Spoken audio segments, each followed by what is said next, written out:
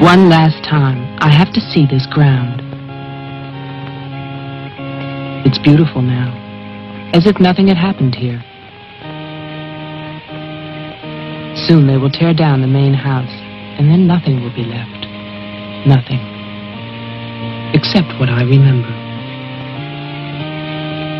I grew up in the town nearby, where my father was the mayor, and where this house stood, waiting for me. It was built by Wilfred Butler. We had never seen him, and he never lived at home. Until the day before Christmas in 1950, he finally did come back. For the last time.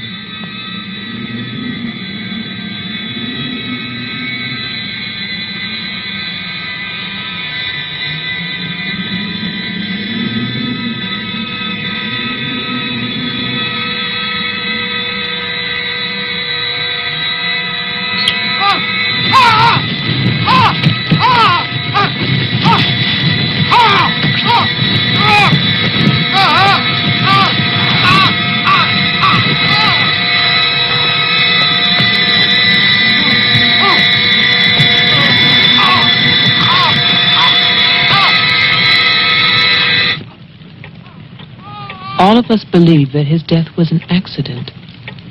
No one knew that another person had come to Butler House that Christmas.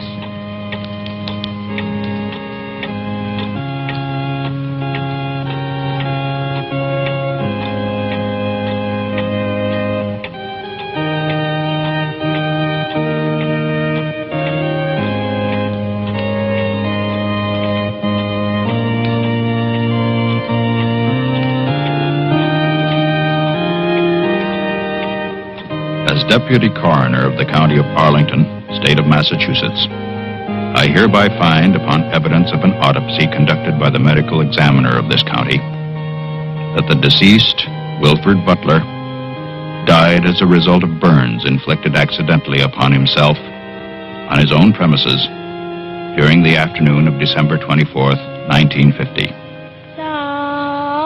No further inquiry shall be held over the body of the deceased, and this inquest is officially closed.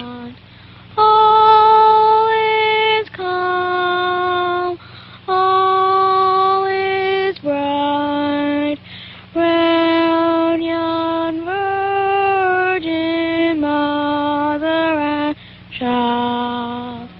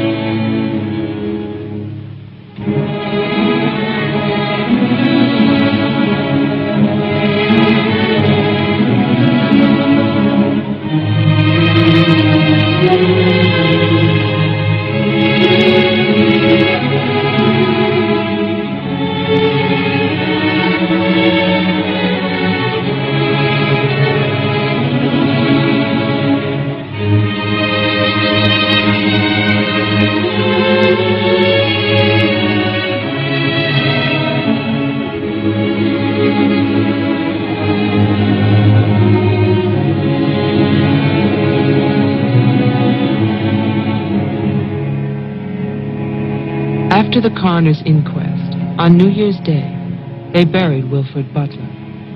There was no one there to mourn him. It was the funeral of a stranger.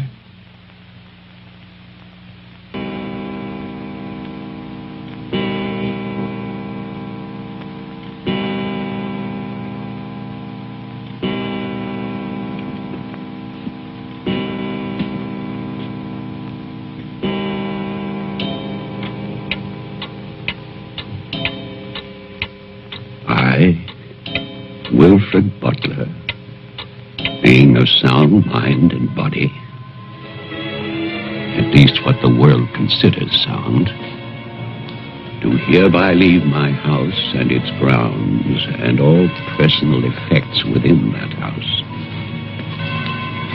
to my only surviving relation, my grandson, Geoffrey Butler. And I solemnly charge him with one duty.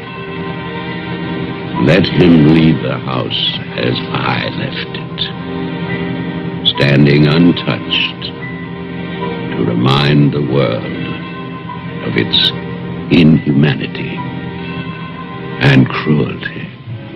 For 20 years, that house lay empty, exactly as Wilfred left it. And then, last year, rumors began that it was finally being sold.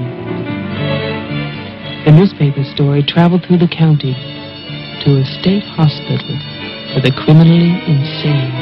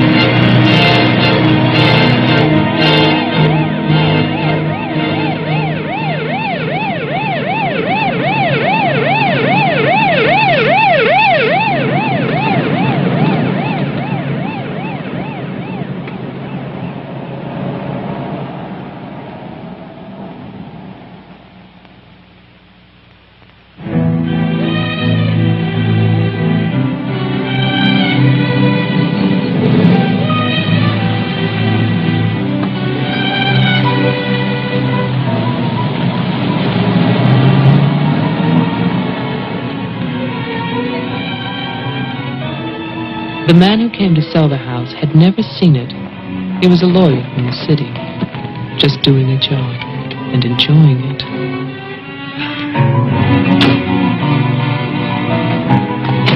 Stop! And look serious, please. Oh, you're hopeless. Oh, look! Hey, wait, where you going now? The mayor's gonna have a fit, kid. One more shot. Come on. Stay there. I want one together. Smile.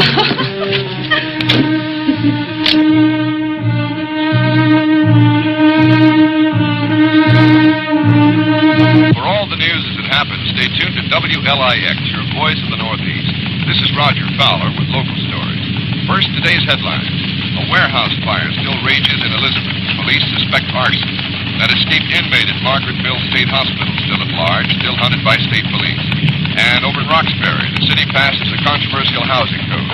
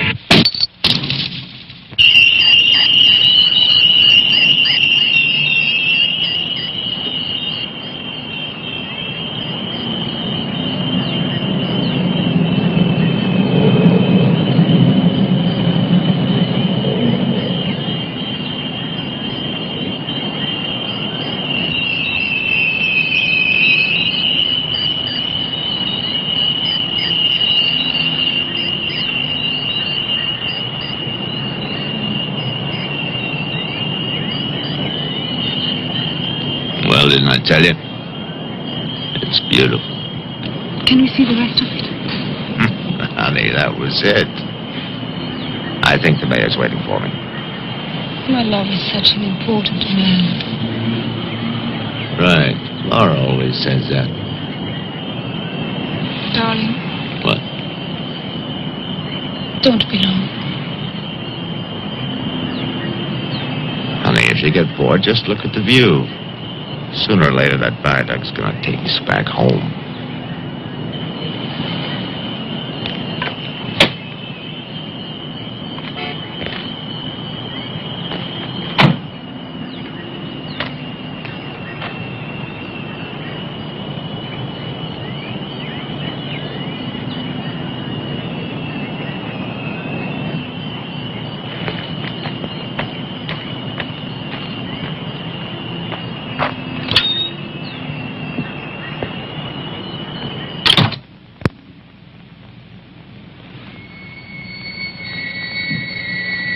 Mr. Carter. Mr. Mayor.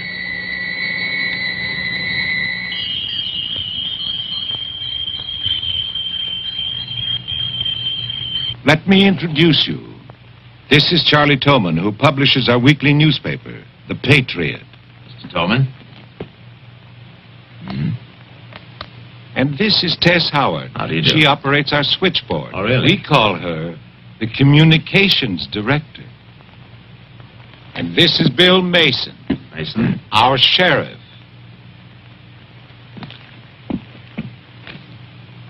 Won't you sit there, Mr. Carter, at the head of the table? Thank you. I didn't expect to meet you all together. It's quite a reception.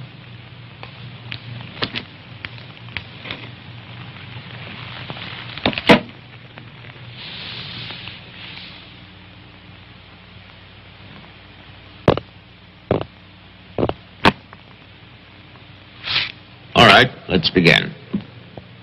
As you know, I've been retained by Jeffrey Butler. The matter concerns the house that he inherited from his grandfather, Wilfred Butler. Go on, Mr. Carter. I believe that you offered to buy the house for my client. Offered. We begged him. We wrote letters That's and we... enough, Tess. Well, it's true. Trouble. There's always trouble. I can sympathize. I spent the last 20 years and more driving people away from there.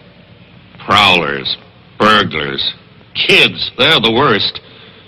Chasing for nothing because of that will.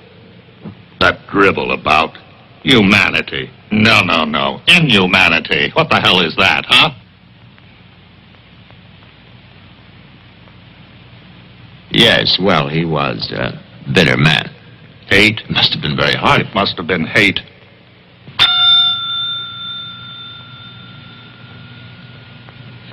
That man hated. Well, some people are like that.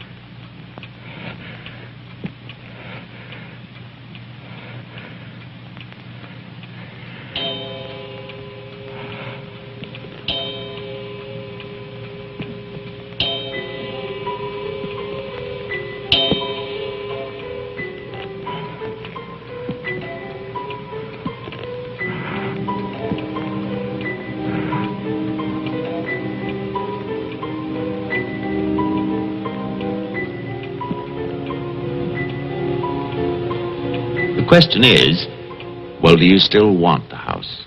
Are you offering it to us, Mr. Carter? Exactly. Why now? Well, that's Mr. Butler's business, isn't it? You know we're not rich. Most of us came here during the Depression. But we love this town. It's our home. And naturally, you want to improve it. Exactly. My client understands that, and he fully sympathizes, and he's willing to sacrifice the house for $50,000 in cash by noon tomorrow.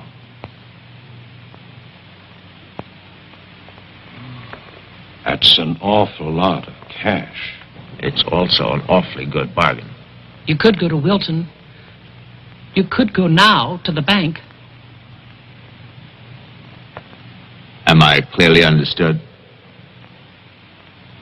All that cash. Perfect. I'll wait for your answer till tomorrow. You're spending the night here? Yes. May I ask where? At the Butler House. We could put you up at the motel as our guest. No, the house is fine. The Paradise Motel. That's very kind of you, but I'm meeting Mr. Butler about some personal items. You'll want a phone. I can reconnect the line. Don't trouble, please. No trouble. You'll need a phone. Don't want to be stuck out there. Mm-hmm. Well, you've convinced me. Thank you. By the way, have you known Mr. Butler a long time? No, I've never met him. He called me and asked me if I'd handle this for him. I said yes. He had the key delivered to my office. Mr. Mayor, Sheriff, Mr. Tolman, Miss Howard, see you all tomorrow. In fact, I'm looking forward to it.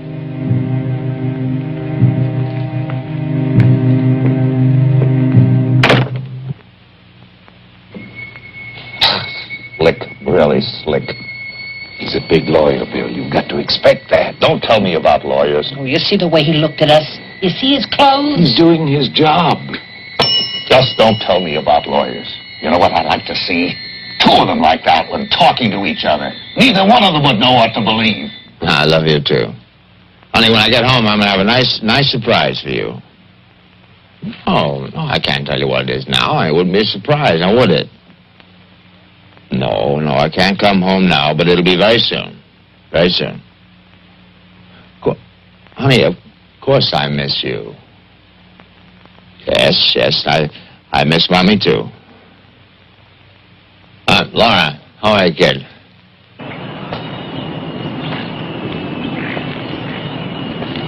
So I'll call tomorrow. No, I want to call. I want to talk to Jenny.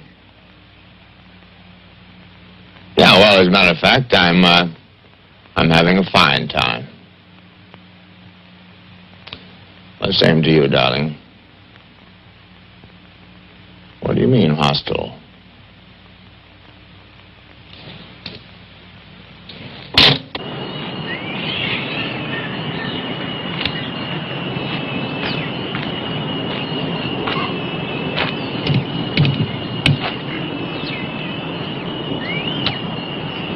I was wondering, if we get it, what then? Tear it down.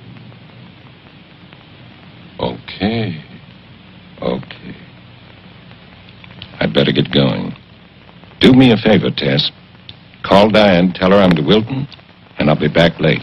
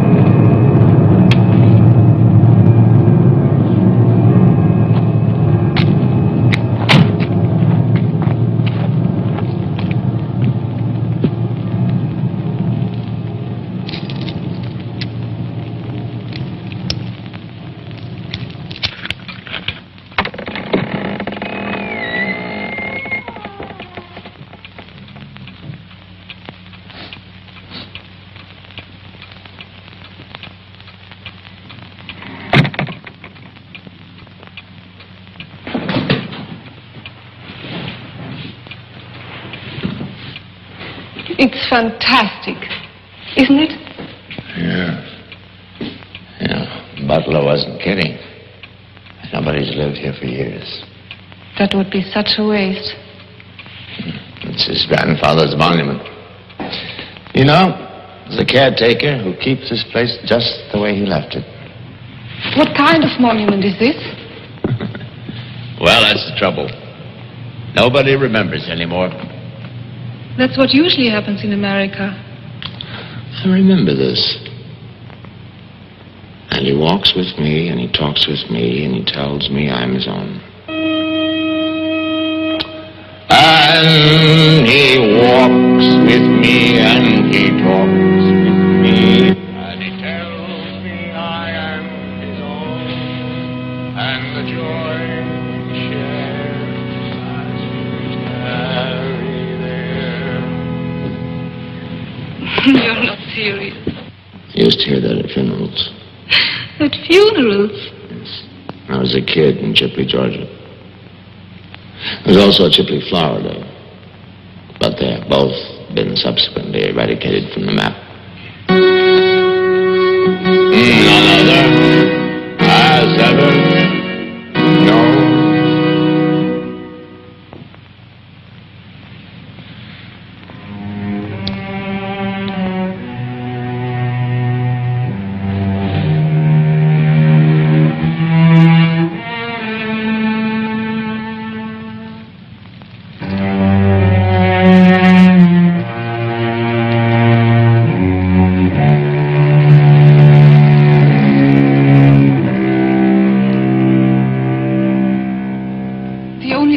Was a delicatessen, so I brought you pastrami, salami, potato salad, macaroni, everything you like. I'll have bologna and macaroni. No, some of that potato salad. Did you pick the wine, too? The delicatessen man took a personal interest in its selection. Oh, well, we got lucky again. That's early 1970. That's hard to come by. Can I have some, too? Of course you may.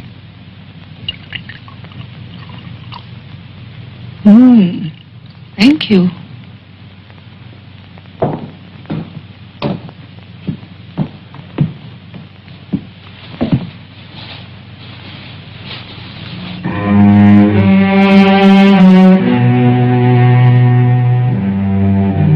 It must have been wonderful. What? The people who lived here. They must have had a wonderful life. Well, I hope they did. Wilfred Butler must have believed in something. Look at that stone fireplace, parquet floor, the mahogany, this table. And you probably think this place is made of wood, right? Well... Wrong. You know what his grandson told me? Underneath that wood, there's 2 feet of stone. The foundation is 8 bricks wide. Now, someday they're going to come in here and they're going to tear this place down and they're going to build little tract houses all over this property on quarter-acre and half-acre lots. And that bulldozer's going to come up that hill toward this house. And it's going to get the surprise of its life. They built a kingdom out here. Only nobody's left. No? Butler has a grandson. No. He's probably like the rest of us. Wants money. You know, he's asking $50,000 cash for this place, and if you only wait, he can get at least $250,000. But he won't take his time. So he'll get screwed.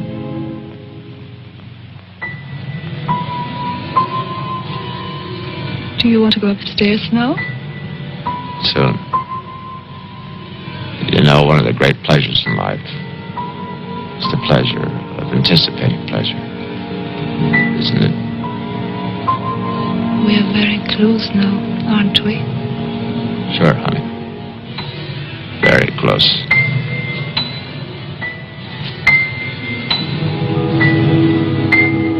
I don't see any beds yet.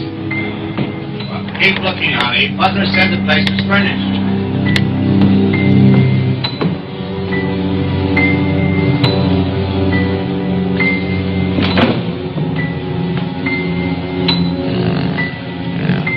It's furnished.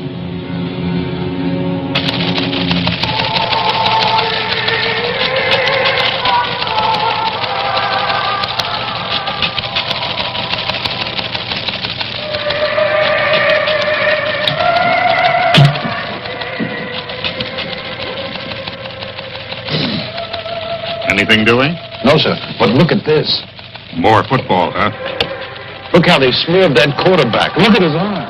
Got no time now. No test. How about that telephone up at the Butler house? Is it working? Well, try it now. I'll wait.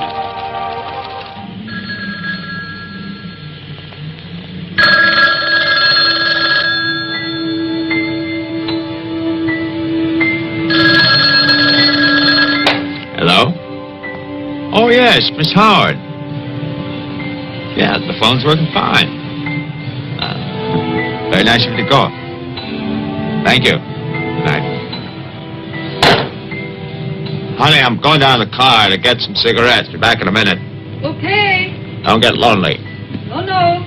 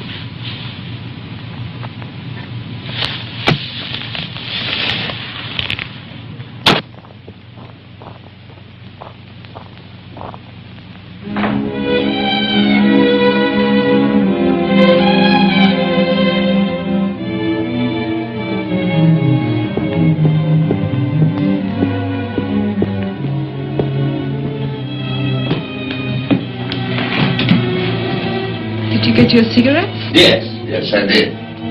May I have one? Sure. Well, it's the most amazing thing. These cigarettes come in these very small packages these days. Oh, that's for me? Mm-hmm. Can I open it? Oh, no. Our Christmas is day after tomorrow. Is that an order? Yes, ma'am, that's an order.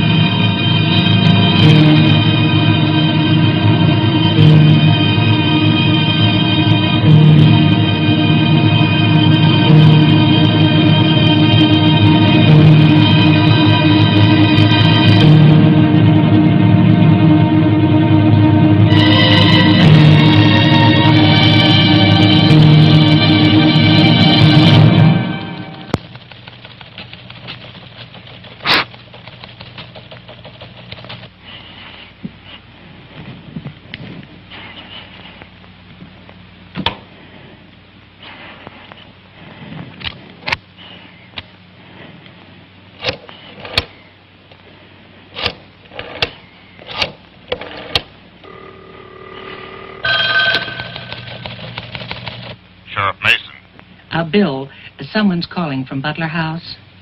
Okay, put him on. Go ahead now. Mr. Carter? I'm not Carter. Who is this? The owner.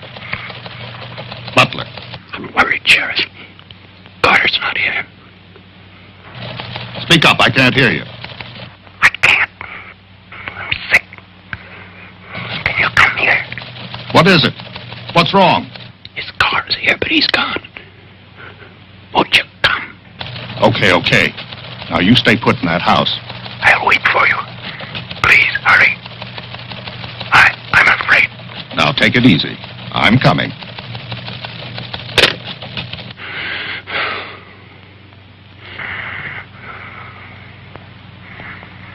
Mr. Butler, are you done?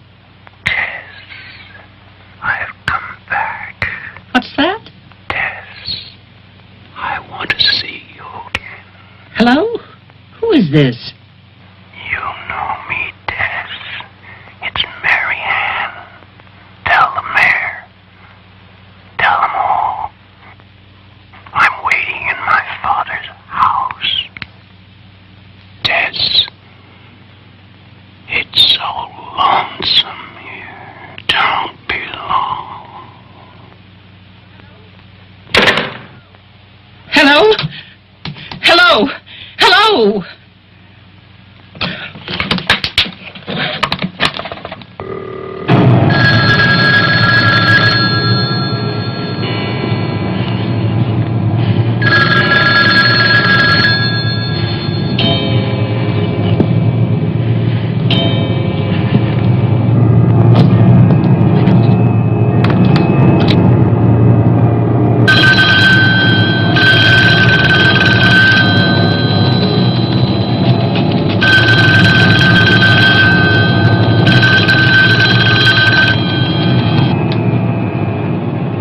Oh my God, where is everybody?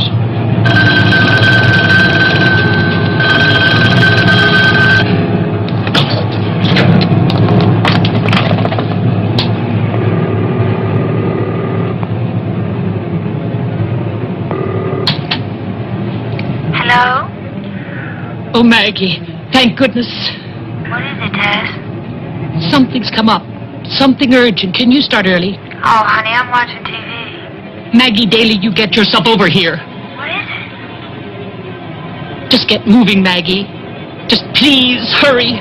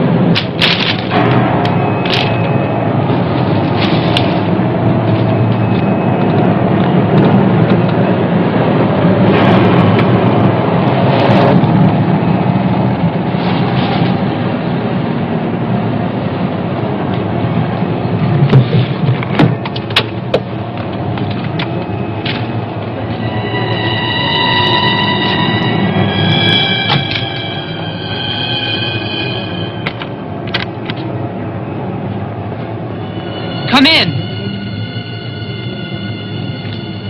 It's open. Okay, mister, that's far enough. What do you want here? Mayor, Try again. My father's not home. And don't move. you want me to put my hands up? No. Just stay there. What are you staring at? I seem to remember you from the road. That's why I'm holding a gun. You scare me. That makes sense. Thanks. Does everybody carry one here? You can ask the sheriff when he gets here. I'll call him. I'm sorry to disappoint you, but the sheriff's office is empty. How do you know? I was just there. Who are you? Jeffrey Butler. Oh, you're the one who's selling the house. Yes. Have you any ID? Come on. Don't laugh at me. I want your ID. Some maniac escaped from Margaretville.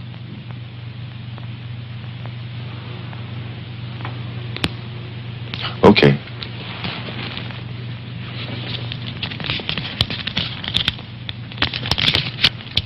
Put it on the table.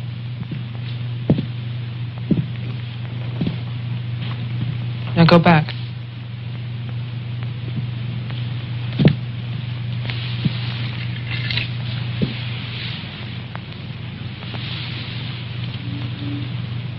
California license. Lucky you. Would you like to see my maniac card from the asylum? They give you one when you escape. There's a big scarlet M on it so people won't get confused. Okay. Look, I'm sorry about the gun. My father's in Wilton getting your money. All I want to do is to get into my house. The sheriff's deputy might have a key. He's about the only one I know of. Well, where's he? You go down the road about 1.5 miles till you come to a white house with a white fence. And then you can't miss it. Thanks. That's okay.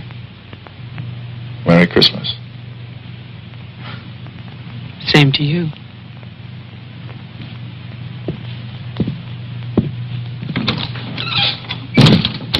If I don't call back in an hour... What? Call the mayor or Mr. Tone and nobody else. Promise me you'll do that. Well, sure. Mark it down, honey, so you'll have it. Sheriff to 301. I'm heading west on Route 5 to Butler House. You'll hear from me.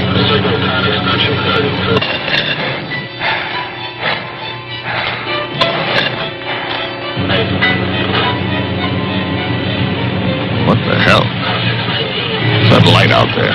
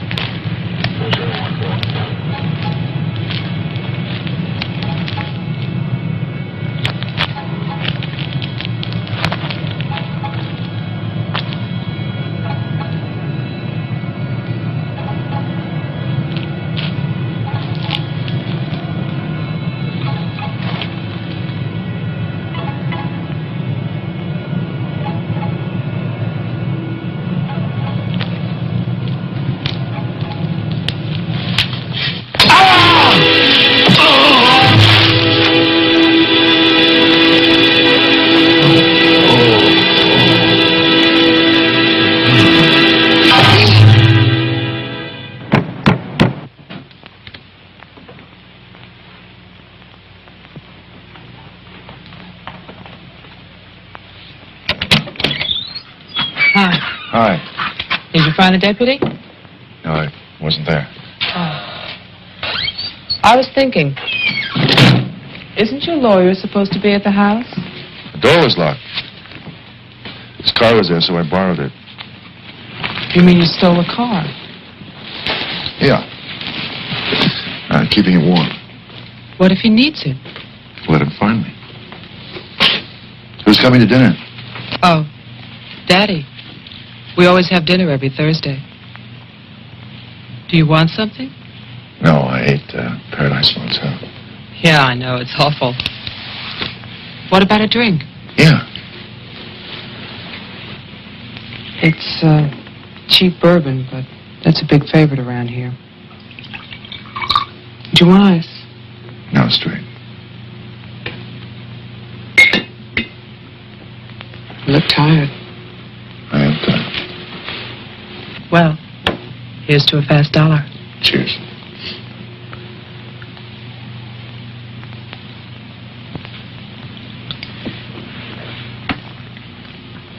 Why did you decide to sell the house? Needed the cash. After all these years? I need it now. Huh. What's it like on the inside? You know, I've never seen the inside. When I was a child, my father told me to stay away from it, or something terrible might happen. Sort of like a haunted house. I haven't seen it either. You're going to sell it? You've never seen it? Yeah. I don't know. It's too bad. It's about the only place to see around here. Oh, I forgot. Someone keeps calling with a message for my father. She says that she's waiting at your house, in the reception room.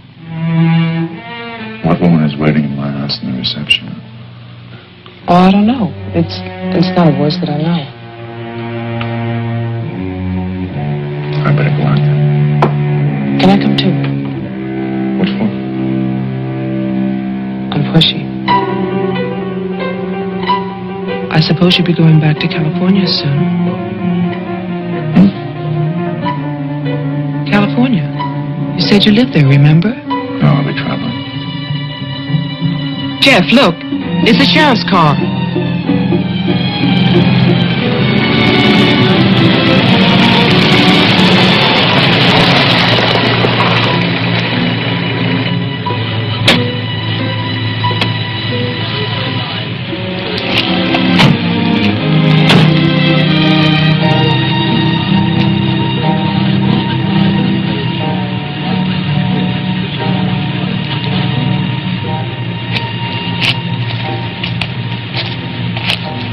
There's a light.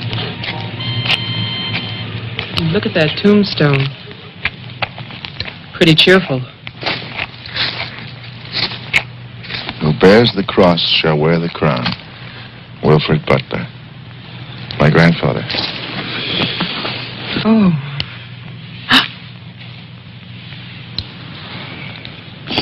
Someone left their sunglasses in the snow. They're the sheriff's. My lawyer's missing. So is the sheriff. You get strange phone calls. And now someone's fascinated by my grandfather's grave. Let's get out of here. You still want to go to my house? Yes.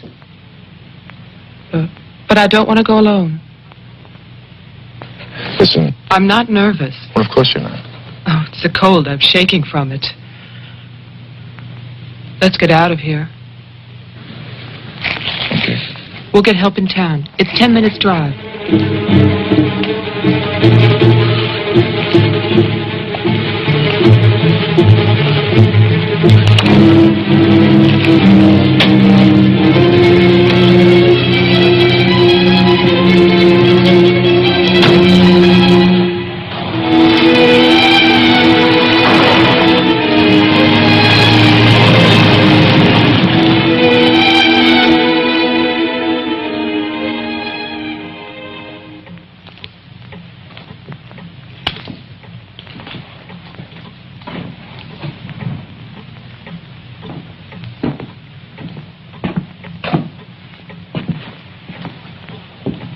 Good night, Mr. Tillman. Have a nice holiday.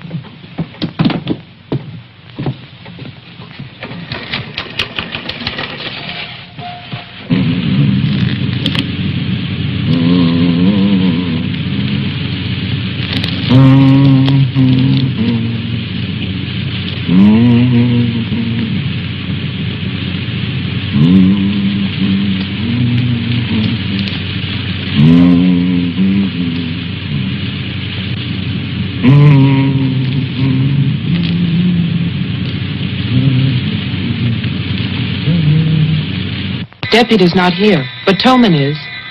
Who's Tillman? Come on, you'll see.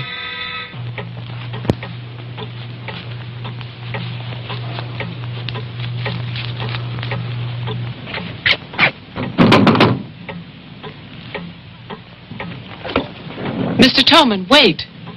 No, please, I have to talk to you. I'm sorry. This is Jeffrey Butler. He's the one who's selling the house. He can't get inside the place. And my father's gone to Wilton. So we wondered...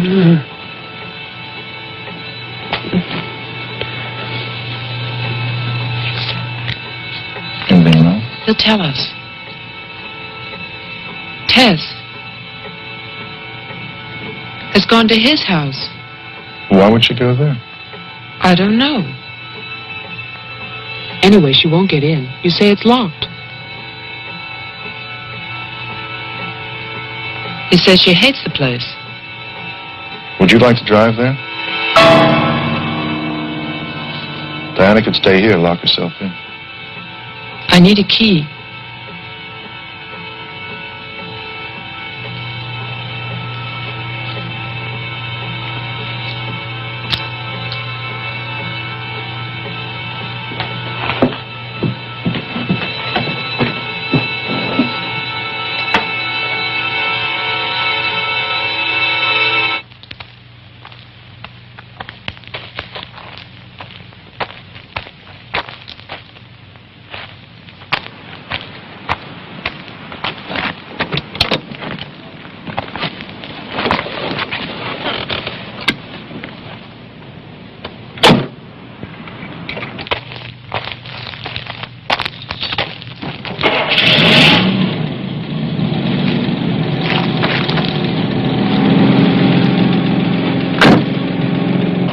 This isn't my house. It's Tess's.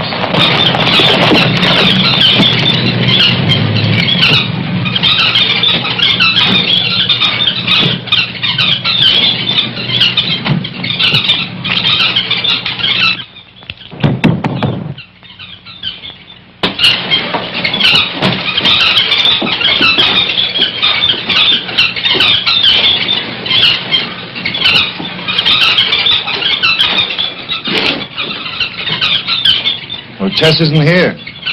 Are you satisfied? She must have gone to my place. Well, why wouldn't she go there? She hates it. Maybe she went to see the woman who's there. Someone called the mayor's house before. Said she'd be waiting.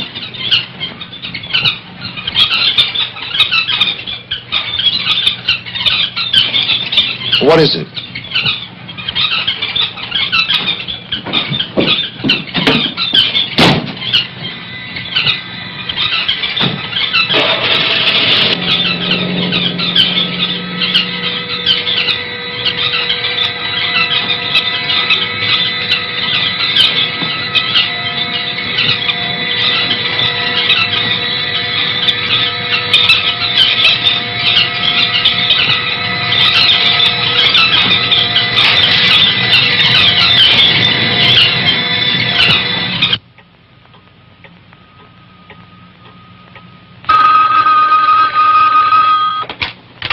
Hello, Jeff?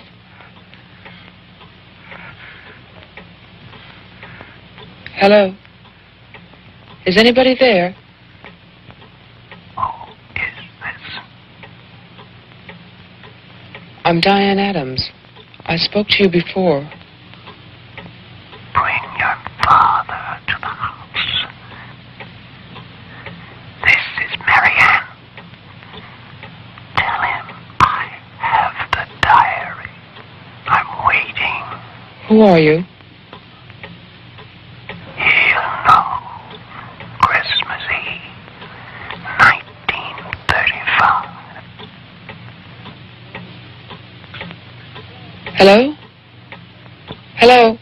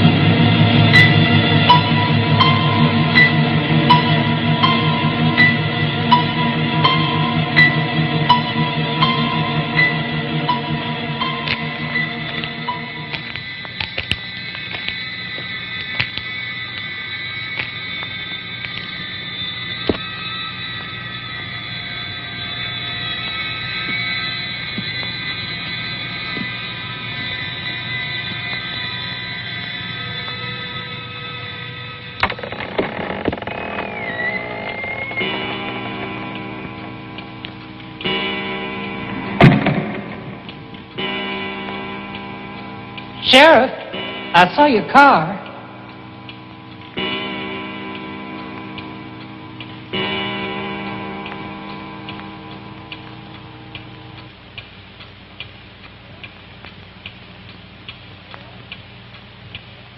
Bill, is that you?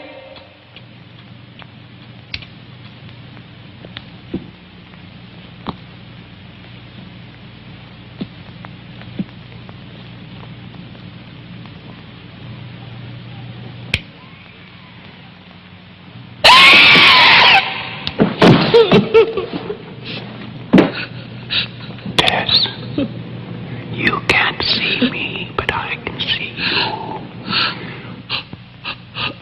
Oh, yes, I remember that face. You're older now, and fat, but still, Tess. And you're frightened, aren't you? Don't be afraid. I want to help you. Take my hand. Take it, Tess.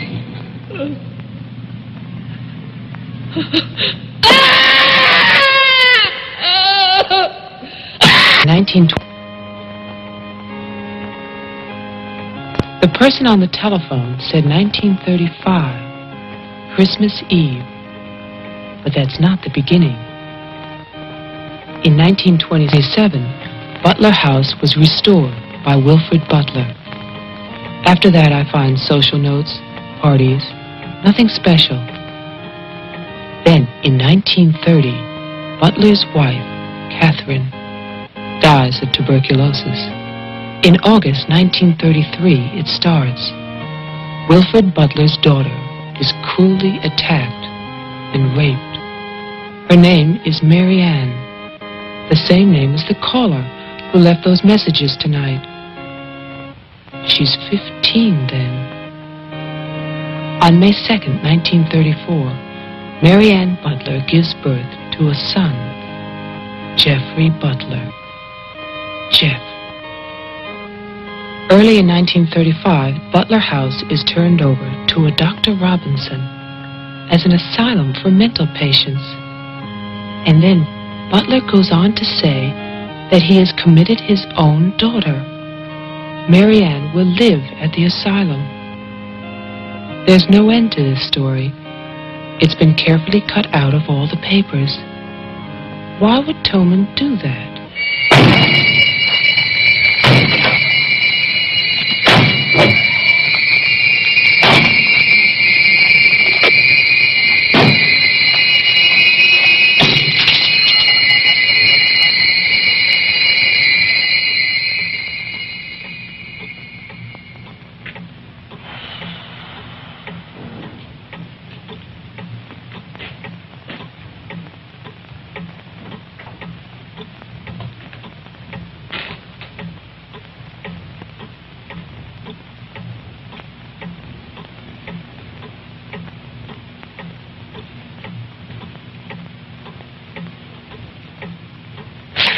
You scared me.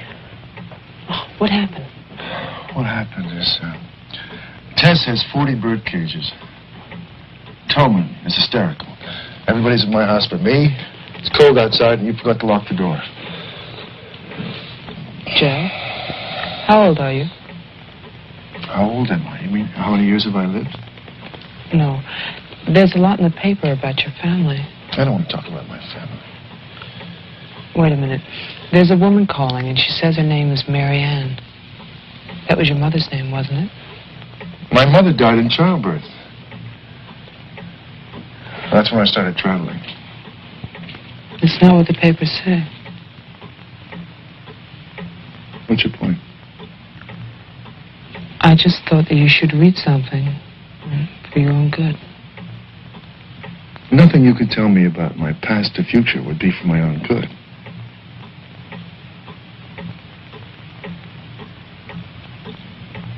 Where is the paper?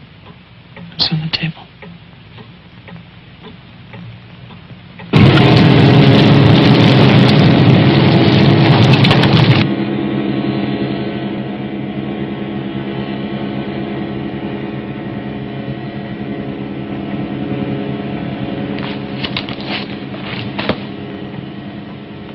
It's so stupid to lie. I missed the whole event. Jeff, maybe your mother's still alive. Maybe she's waiting for you at the house. I don't know.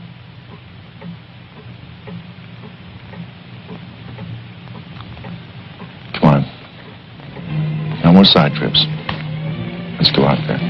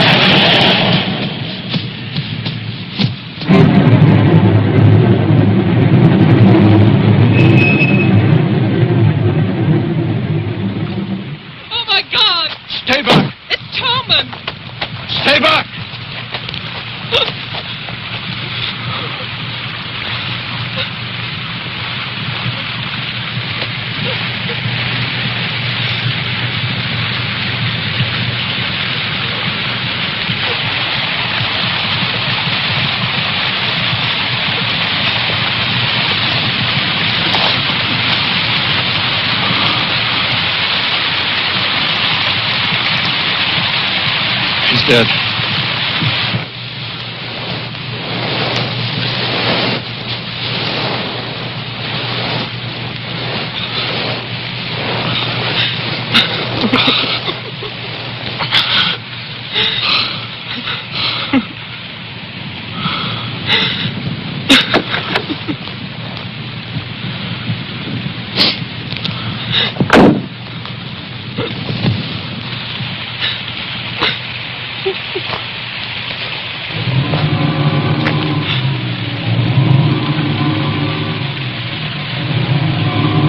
His hands. Somebody cut off his hands. You killed him. You killed Tillman. He's asking for help. You killed him. Get in the car.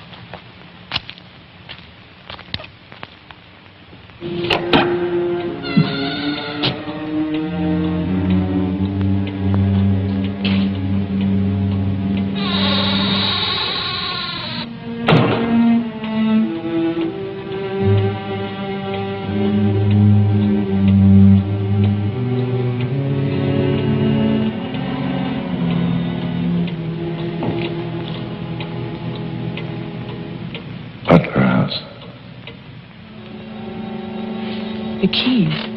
He took them.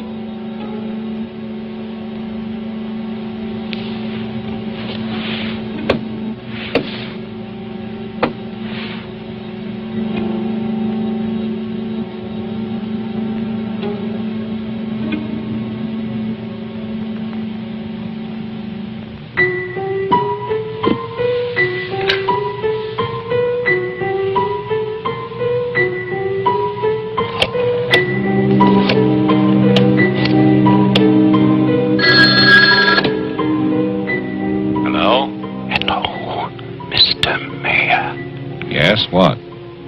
This is Marianne Butler. I'm calling from my house. Won't you come over here, Mr. Mayor? We're having a reunion. Everyone's here, even your daughter.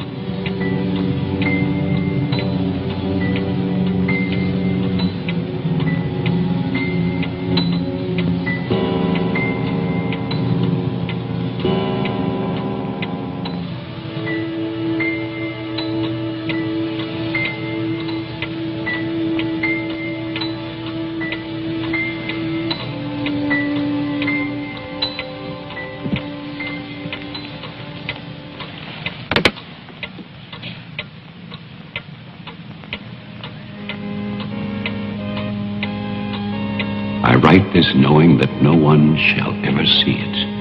Not my beloved daughter, or even my grandson, Jeffrey. I write for myself in the hope of forgiveness, if that is still possible. And I write for you, Marianne, whose youth and innocence I have destroyed. By 1935, the doctors had treated my daughter for a year. I had believed they could cure her. The child, Jeffrey, was taken from us and sent to California. I turned my house into an asylum. I brought doctors to live there. I welcomed other patients. Useless. All of it.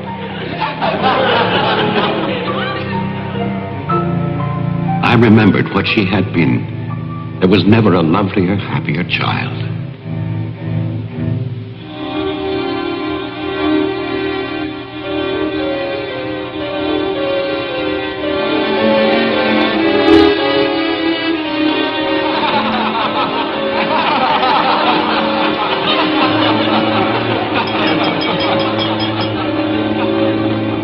Ladies and gentlemen, quiet, please. I propose a toast. Doctor, please. By Christmas of the first year, I knew that I must act, not for myself, but for my helpless child. Led him to create this institution. Our friend... I had no plan. All I knew was that I must take her from these men with their promises, their lies. Shall we?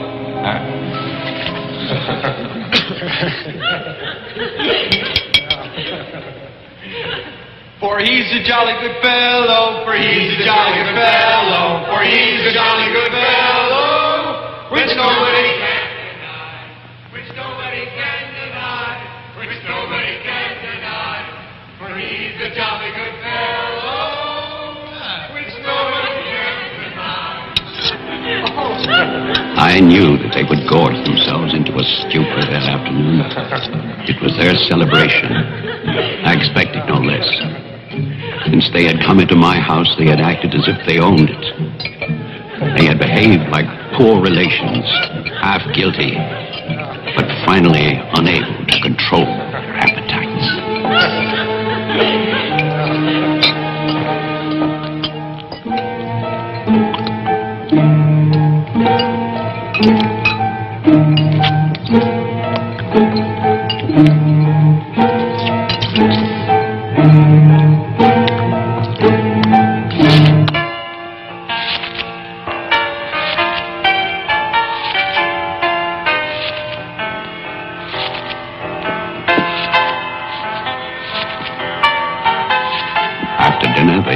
And drank as they usually did.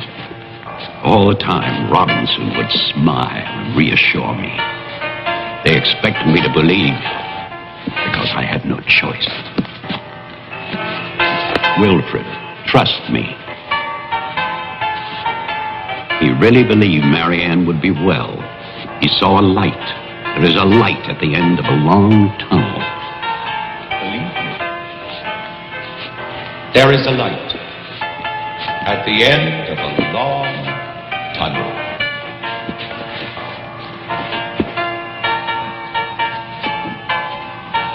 Stay here, Doctor. I'll get more champagne. He was ready. I knew it.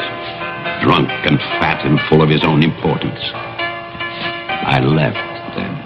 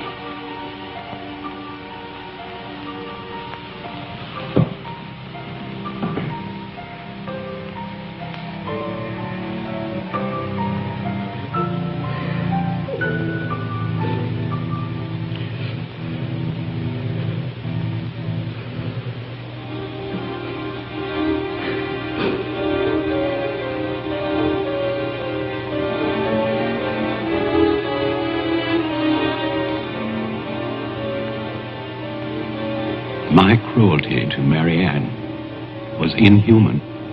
I know that. I had loved her. I had fathered our child, Jeffrey. I had brought her to this. But I swear that on that afternoon, all I wanted was to save my child.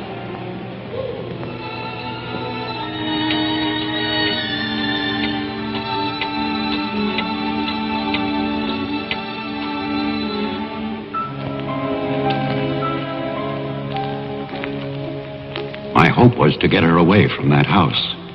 But also, I wanted to set free those other wretches who had so long been abused by the doctors.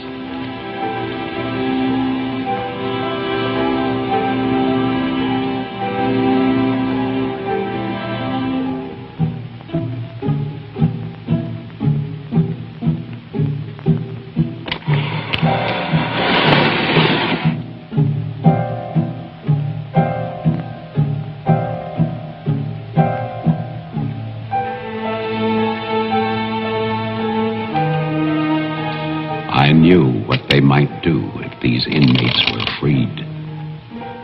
And this is my guilt. I knew, and still I freed them.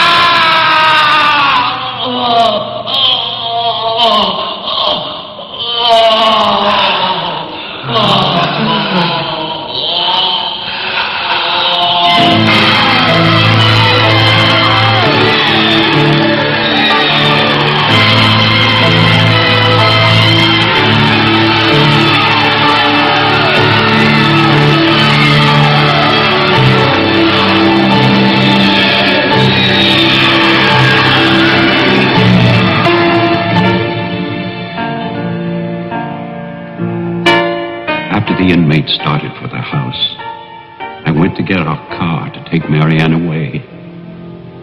I do not know exactly when she slipped away away from me.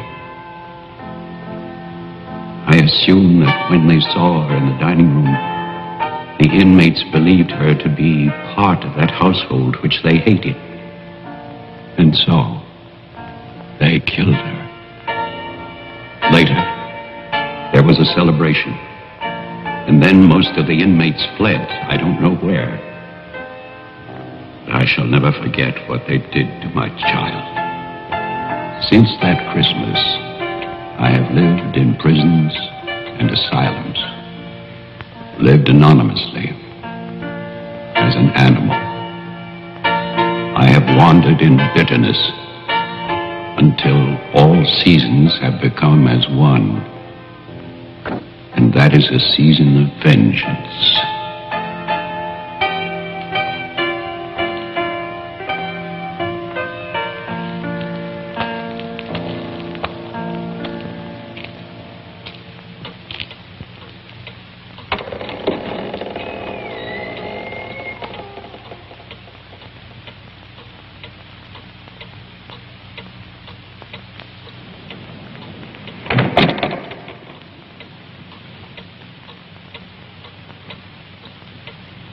Jeff.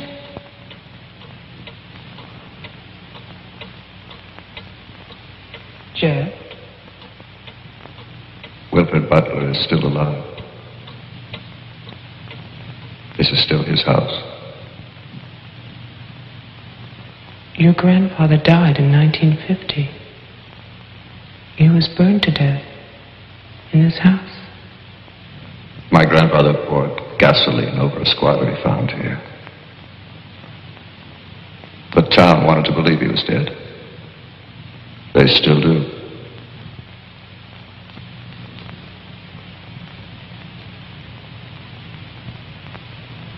This house was an asylum. There was a massacre by the inmates. Tess, Toman, the sheriff. Your father. No. All inmates. They killed my mother in this room.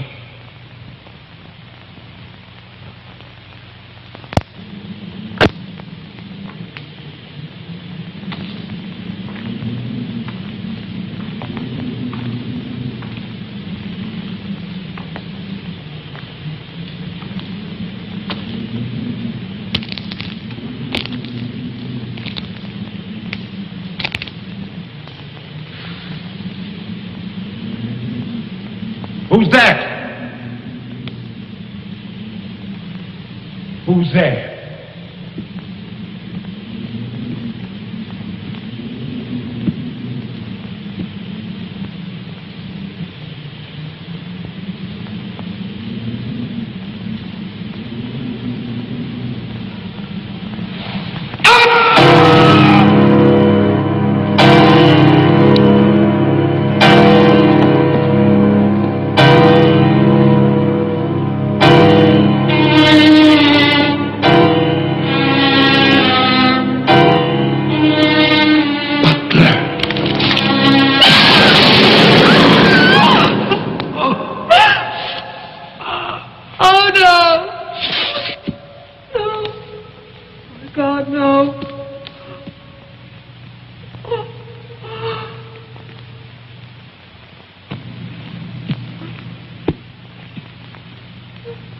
Daddy?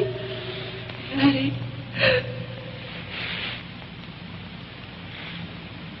Diane? Jeff? Jeff? No. No. Jeff, why? Why? Sorry. Marianne.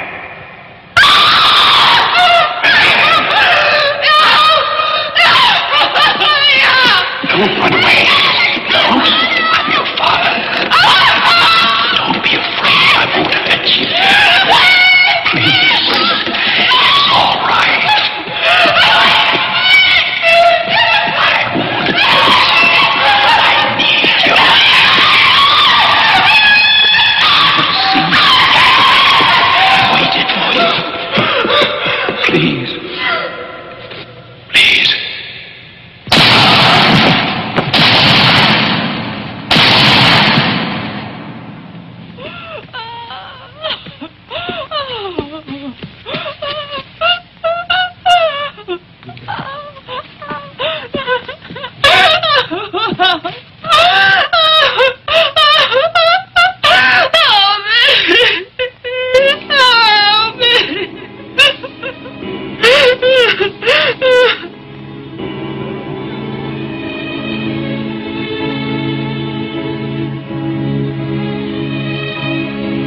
I spent that night weeping. By morning there were no more tears.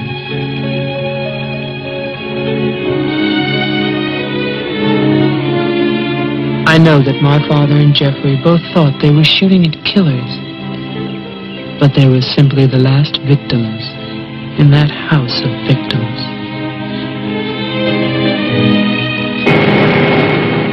And now, a year later, they will tear down Wilfred Butler's monument, but they can never destroy my memories of what happened here.